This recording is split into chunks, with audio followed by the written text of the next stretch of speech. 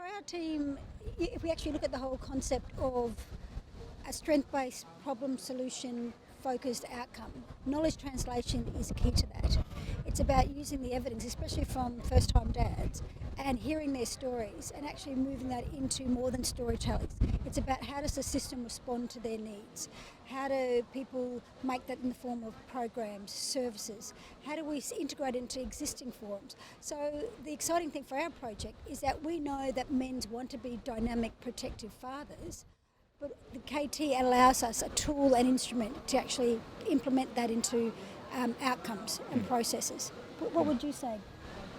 Yeah, it's all important when you're working with community to get the knowledge out there that you are feeding it back and making sure that it is true to them as well, what your findings are, and making sure they're involved the whole way. So that translating it back is really important. It's good to have a structured yarn, I guess, instead of just going in there interrogating someone and cutting straight to the chase. You're actually breaking down, creating that environment for them to be able to share their story and feel comfortable and safe to share their story. But also keeping it at the back of your mind, you're trying to answer a question.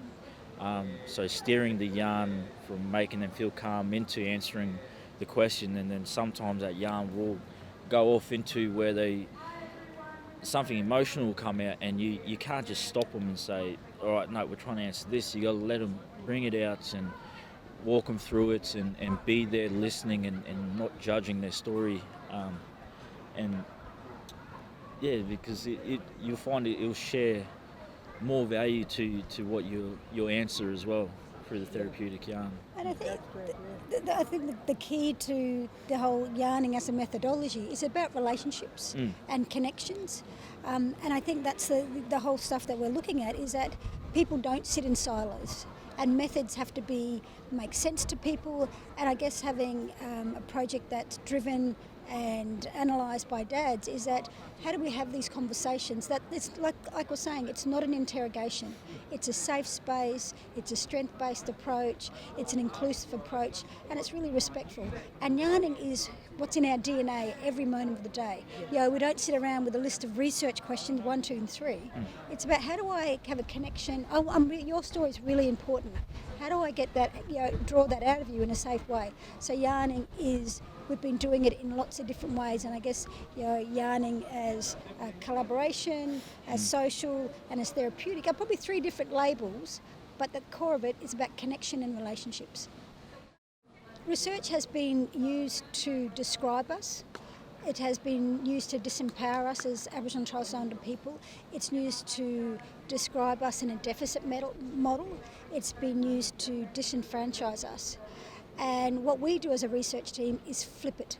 So, research is about sovereignty of language, sovereignty of ideas, the ideas of data sovereignty, about giving that to community, allowing their voices to be at the forefront of solutions and describing what the issues are.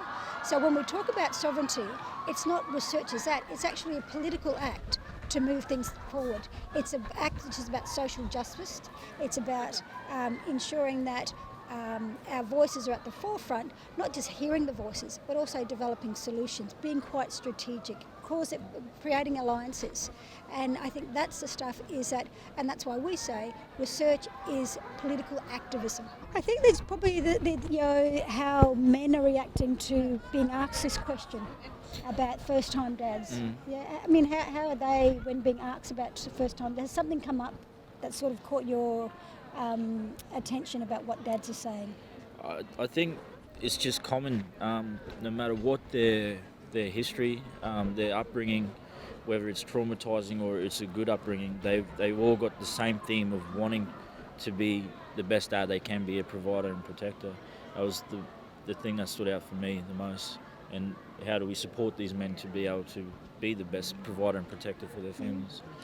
And I think one of the things about working in partnership with Aboriginal community-controlled organisations is that they're really conscious ensuring that those aspirations are actually delivered as services that the men can access. I think that's the transition, that's the KT component of hearing from the men and then allowing the community organisations to say, what does it look like in the sense of program delivery?